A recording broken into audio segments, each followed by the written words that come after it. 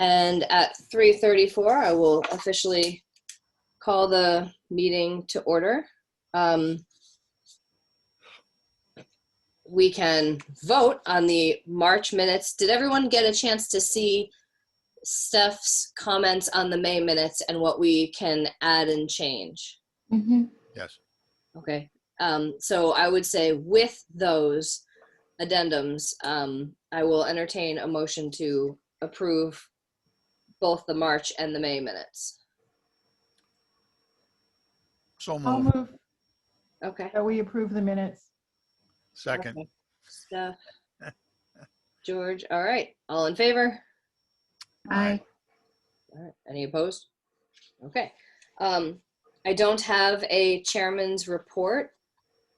I did, we want to start the discussion. I was going to have it for Jen to start, but the email that Jen had sent out regarding the pods having to register as homeschoolers and then being subject to state standards and state testing. And so I had reached out to two people this week. First, I had reached out to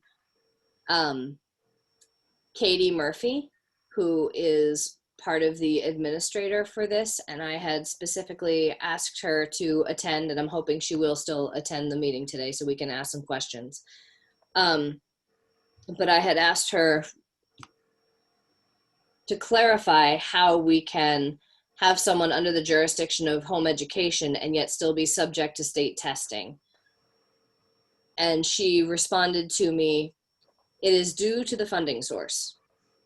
And that was pretty much my one-line response. And so when I had reached out to the commissioner saying sort of the same thing and also mentioning to him that this is a real concern because it seemed to me like a foot in the door for further regulation for homeschoolers. And his response too was, it is a function of the funding source. I know Michelle has worked extensively on this, even though she only found out about it, everyone only found out about it in March. Didn't have a lot of time. There was no public hearing or opportunity for public input, AKA homeschooler input. And so it was really kind of rushed through and signed, the contracts were signed. So we've come up against a lot of dead ends so far, but I feel like the HEAC could make some, even though we are an advisory council to the commissioner who is happy to have things the way they are, at least that's my impression right now. I feel like perhaps we could advise them in a different way if we have a whole lot of evidence on our side that suggests that this is not good for homeschoolers. For example, the separate classification of ESA funded students, using that, as you were saying, Steph, and as Michelle had said, it's not easy to do, but it would be probably worth it because of the concerns of, if this is a foot in the door, what does it look like 20 years from now? So that's the information I have from both Katie and the commissioner. I would love to hear everyone else's thoughts. Go ahead, Steph. Well, okay. Oh, sorry. Go ahead, Steph. I can't hear you, Steph. Steph, I think you're muted. Sorry, halfway Okay. unmuting and then saying George should go ahead. I guess I should go ahead because I put something in the chat that I had written up. Yeah, I mean, yes, we have all these different concerns about the future of homeschooling and all, but I really think that I understand their situation because there's funding coming. They have to have this test and all that. That's very obvious. It seems perfectly acceptable. So I think that this should just be one other way to satisfy the compulsory education requirement. That's 193.1, which I also have a link for and can send you the text of if you want to see that. Right now, 193.1, once we put the age at 18, it has a long list of ways you can satisfy the compulsory education requirement. Homeschooling, private school, a special program, your child has already graduated and is going to college. Learning pods can be yet another way to satisfy that. Same as, education freedom account students or something like that. So then that immediately just takes it out of the realm of home education. I wrote a possible suggestion the HEAC could give, and I just put it in the chat. Um, I don't see it. Yeah, I don't see it in the chat either. oh, Hold on, let me Not refresh. here. Probably because I didn't There it just is. enter See it it. because I was going to say something. Yeah. Thank you, Steph. Okay. And anyway, then it just gets it out of our concerns about the future of home education and all this kind of thing. And it does allow us to sympathize with, I think we all understand that if there's a program administered by the Department of Education with funding from the government, they have to have testing. And Something. I'll let you read that. Jen is really the person who brought this to my attention first, though, and you know, we talked a little bit about it and with George. So.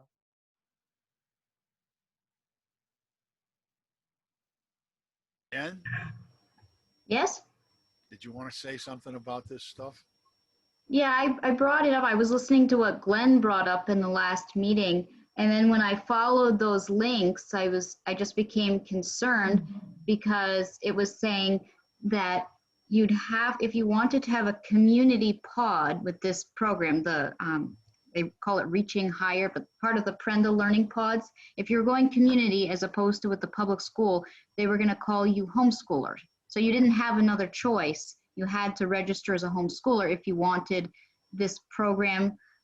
And they were also going to require the testing and using their curriculum, which is the state curriculum. So that looked like it was restricting, you know, you can register as a homeschooler and you don't have to choose this program, but if you want to choose the community program, you have to register as a homeschooler, just like VLAX was kind of saying, oh, temporarily you have to be a homeschooler.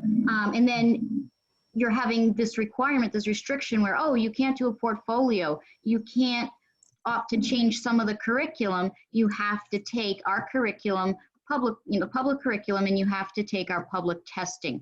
So I'm concerned about what ramification that might have on other homeschoolers, on the freedom in the future, the freedom of the homeschoolers that register for this, thinking that they don't have other options.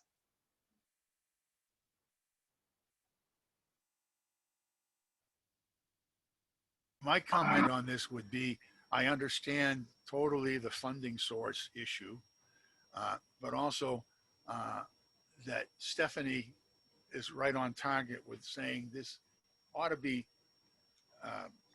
just listed as one of the ways of complying with 193.1, because this is really not home education. It requires a certain curriculum. It requires a state evaluation. It's not home education under 193A, not at all. But if it was merely listed as one of the options under 193.1, that would solve the issue of the funding being available, but not impacting home education under 193A.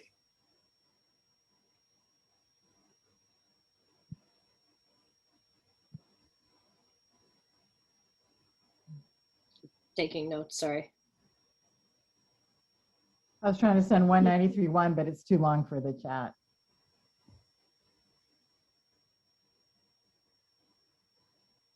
Some of it.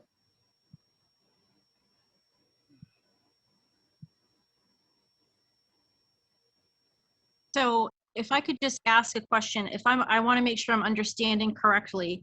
So our suggestion as a group here is to make it a fourth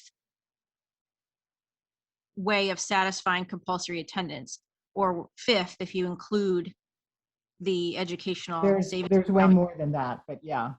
I can't get the whole thing posted into the chat. Let me see how many. Right, so there are the pathways, you know, homeschooler, private school, It's public. up to H.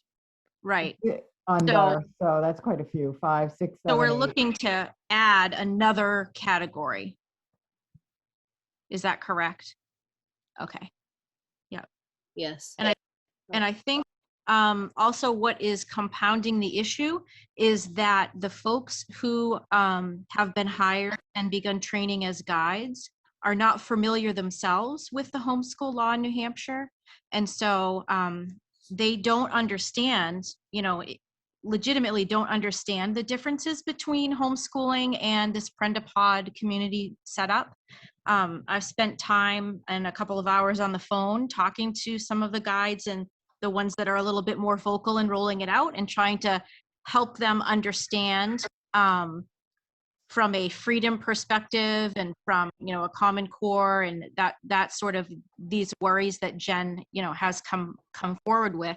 And they're well-meaning, lovely, parent educators, but again, there's a disconnect between what traditional homeschooling looks like and what a community Prendapod. They're not seeing the differences between it. And I think that is a challenge that we're going to be facing and are currently in our groups, I'm sure in all these groups that we lead. We're seeing this as a challenge because the parents don't understand the differences. They definitely don't.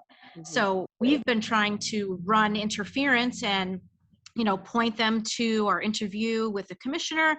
We're trying to point them to Prenda directly, to resources directly. But again, there's just this real disconnect between what traditional homeschooling looks like and what this community pod is. So I agree, all that to say, I definitely agree that there needs to be some separation between traditional homeschoolers and the community pods.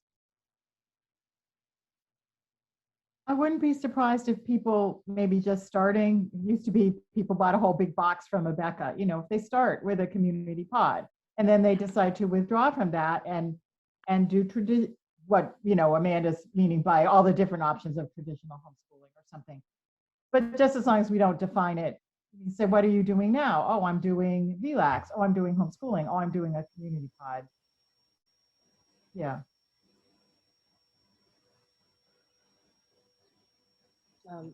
Hello, Fred. Sorry. I'm very sorry I'm late. That's okay. Sorry. George gave us a heads up. Okay. We're discussing the email that Jen had sent out regarding learning pods and how people are being asked to register as homeschoolers yet still be subject to state standards and state examination. And thus far, Steph came up with a good suggestion, and thus far we're kind of giving our thoughts on how to separate the pod learner as another option under 193.1 versus being a homeschooler under 193A. I see. So that's the Reader's Digest version of the last 15 minutes or so. Okay. And are you able to see everything that's been put in the chat thus far? Oh, I haven't checked the chat. Okay. And I don't see anything in my chat box. Okay. For some reason. That's okay. I don't know if chat works backwards. But what I'll do is I'll resend. I can just that thing I recommended or something. Yes. Thank you. I would appreciate that. Because I have it open. And are we being asked to comment on pod learners at this point, or? Okay. We're not being asked to comment, actually. No, I didn't know if yeah. if someone was seeking counsel from us yet or anything. Not yet. Okay. Jen looked it up after the meeting and saw the discrepancy between the pods being a home education program and having testing and. Yes, I did see Jen's email. Michelle Yeah. knew about this too. And so, Michelle, you've done an awful lot of work on this. Would you care to comment with your experiences? I sure can. It was brought to Granite State Home Educators' attention sometime in mid-April because one of the people in one of our social media groups had heard it. I think it was on the news that it was released because they mentioned the department's press release. So I dug into it. I found the press release. I asked a bunch of questions And that's essentially how we ended up asking for the opportunity to do an interview with the commissioner so that we could do our best to just get the information out there. We aren't taking any kind of position on it. I mean, right now, my understanding is none of us were asked for input. This is already a done deal. The contract was signed sometime in March. I did attend one of the Prenda info sessions that they held in mid-April, and it's obviously being rolled out already. It's a done deal. So our intention was simply to equip families with the information about it, make it really clear how it is, how it has these requirements, how it's structured, the district version, the community version, and put it out there for people to make informed decisions for their families. And, you know, I don't know that there's anything else we can do about it, honestly. It's already signed, sealed, and, you know, everybody's agreed to a contract. So while I am very interested in the ideas that are being discussed today, I don't know that we have any options at this point.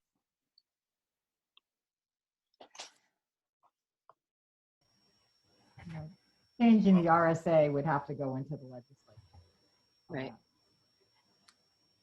I wonder if the contract includes the provision that that people have to do homeschooling. I'm not sure that would be part of the contract. We could find out, but this would be Right. I wondered that too. So obviously the state has signed the contract with the government and Prenda to do the pods, but the line that says home education RSA, that may be just part of Department of Education administration. I think that's what you're saying, George. So perhaps Yes. they could change that sentence to say, and will be enrolled in a community learning pod, and we'll need to have testing and just take out the part about home education. Right. Say, we'll need to send a letter to your local district or to your commissioner that says, you know, the age of your child and the blah, blah, blah, and whatever.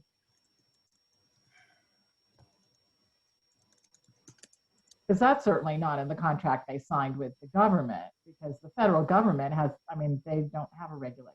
Different homeschooling laws in every state. So this would be a contract most likely between the Department of Ed and Prenda, or between, Well, I'm sure the Department of Ed, the state of New Hampshire, signed a contract with Yeah. Prenda and or the US government to fund Prenda. okay. But what I'm just saying is the line that says shall enroll in homeschooling, that's probably a Department of Ed administrative thing. Maybe Shireen can say something about this, I don't know. And not, that doesn't mean that state would be backing out of a contract or anything. No. Yeah, so that's, unfortunately Nate couldn't be with us, but that's definitely something I'll bring to his attention. Wonderful. Thank you. Yeah, we'd be really interested to know if we've got any wiggle room to change that contract, and if it mentions RSA 193A, or if we could have it instead mention 193.1. Yeah. You know, because even if we just changed, without changing the law itself, we could just change the contract to mention it's under this jurisdiction instead of homeschooling jurisdiction. Right. That's really the sign up, not the contract. Right. Yeah. So I think, in my humble opinion, I think it would be a good idea to send an email or an official letter from HEAC to the commissioner and possibly to Katie, well, to the commissioner anyway, because we advise him, asking if we can somehow change the contract to have Prenda fall under RSA 193.1 instead. I'd really avoid using the word contract. Okay. Because I believe contract is what we're using for what the state and the federal government money, or the agreement with Prenda. So we want to say the administrative, I don't think we want to say rules, but the administrative, format or instructions for enrollment or something like that. Yeah, because we can't change a contract. And if Yeah, the we don't want them contract- to think we're, No. contract specifies 193A, which I don't think it does, there's nothing we can do about it. But and I would send to whoever you want to send to, but CC as many people as possible. I was going to say something later in my report, but it's always good to CC as many people as possible, because you never know who's the person who says, oh, I can work on it.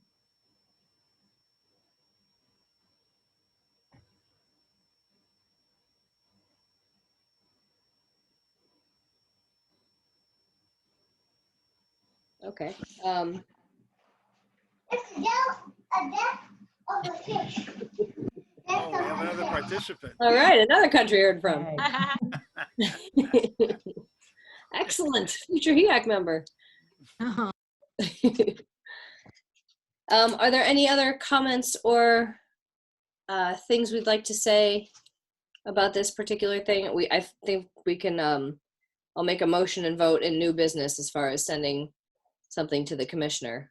But does anybody else have anything they'd like to add for now? Do you want to say something along the lines of some of the information that I sent in that? Yeah. Okay, I just wondered if some of that is, if That you would guys most thought that likely- was not quite correct at the end. I wasn't really sure.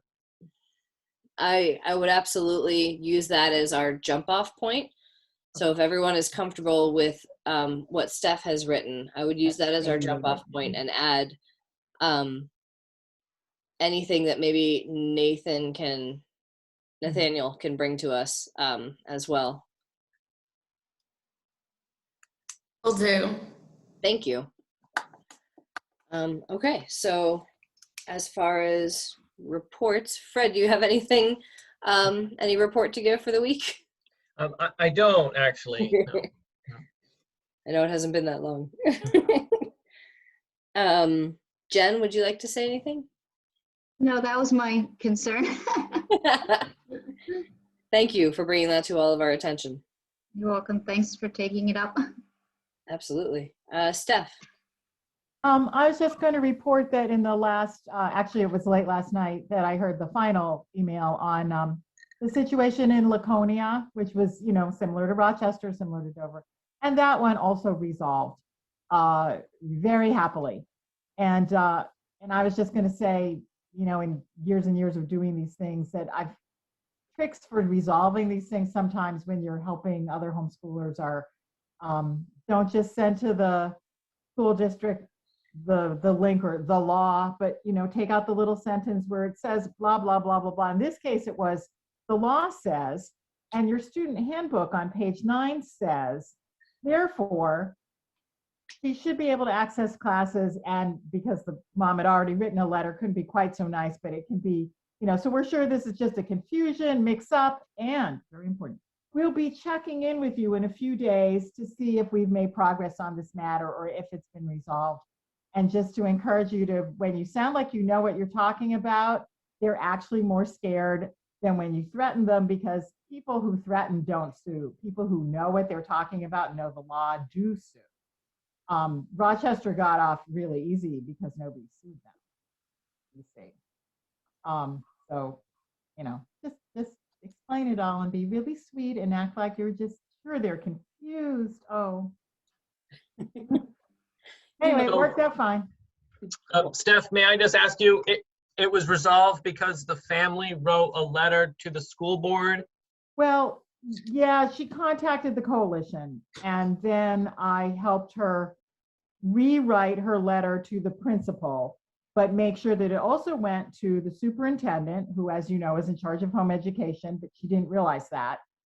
Went to the guidance office, which were the people who were telling her that her child could only take one class at a time and couldn't be an honors class or something like that. So I helped her with the language, and and tightened up the letter to just say, this is what your handbook says and it's correct. This is what the law says and it's correct.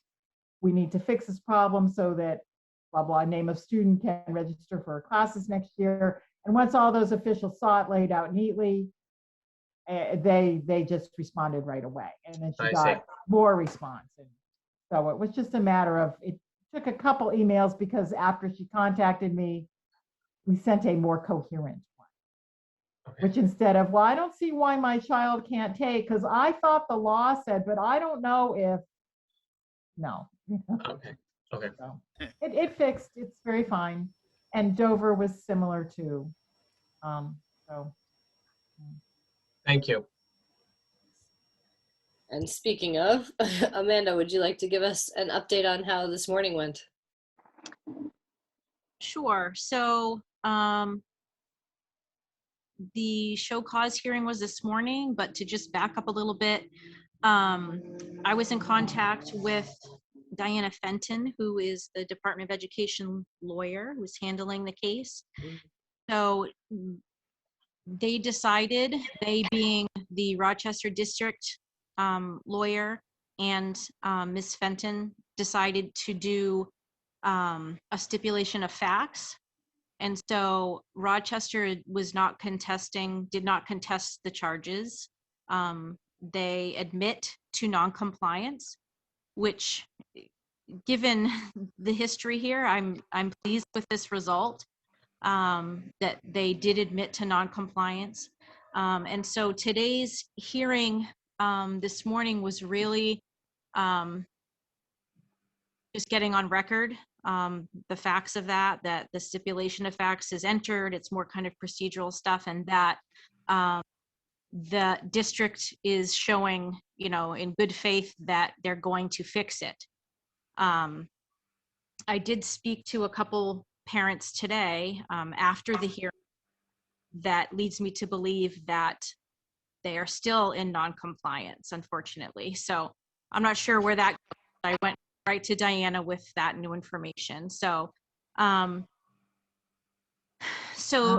follow up with eventually here, come the fall, we have scheduled, I don't know the technical name, but almost like an accountability hearing, just to make sure, to update, to make sure that they were, they did fix what they said they're going to fix, and that they were completely in compliance again. So that will be in the fall, unless something else happens in the meantime because of this new information. I'm not sure. So, but so that is a win. That is a win on the record. Well done. That's fantastic. But Amanda, were you saying, when you said they're still not in compliance, are there still families that are trying to get their kids into some classes and activities, and they're, of course it's June now, but they haven't been told, oh, come for 2 weeks. So what's happening is that the homeschoolers are being treated differently than the enrolled students. So if the class was meeting, oh, we'll have it outside. If it rains, you can't attend. You have to go home. Right, yeah. Mm-hmm. More that sort of thing that's still happening. And the teachers, this was a direct communication with a teacher, a music teacher from an elementary school, had no idea that homeschoolers were allowed. And here we have the district on record saying, as of after April break, all students have been allowed. So it's interesting. I'm not sure where the disconnect in communication there is, but clearly there is. So we're hoping that this will kind of tighten that up for Rochester. Wow. Yeah. Look forward to hearing what happens in the fall. Yeah. So yep, it marches on.